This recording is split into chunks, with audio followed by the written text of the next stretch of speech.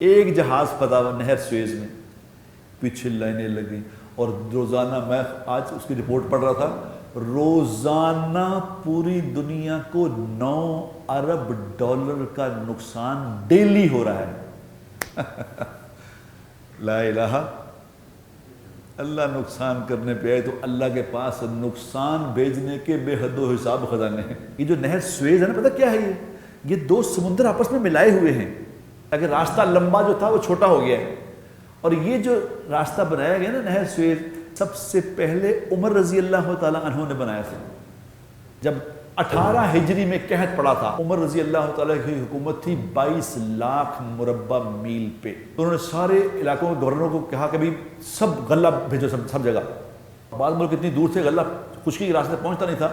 ابو العاص رضی اللہ تعالیٰ گورنر تھے مصر کے، تو عمر رضی اللہ نے بلایا سب کو کہ سب فوراً مدینہ منورہ آؤ۔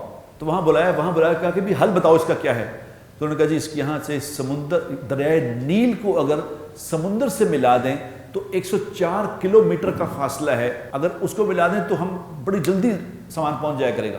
جو دریائے نیل سے وہاں سمندر تک جانے کا جو یہ راستہ، جو نہر بنائی گئی وہ کتنی بڑی تھی، جس میں بحری جہاز چلتے تھے۔ جیسے آج نہر سویز ہے، کتنی دیر میں بنائی تھی پتہ؟ 104 کلومیٹر لمبی نہر جس میں جہاز چلتے تھے، وہ 6 مہینوں میں بنائی تھی۔ 6 مہینوں میں، جب ٹیکنالوجی بھی نہیں تھی، کچھ نہیں تھی۔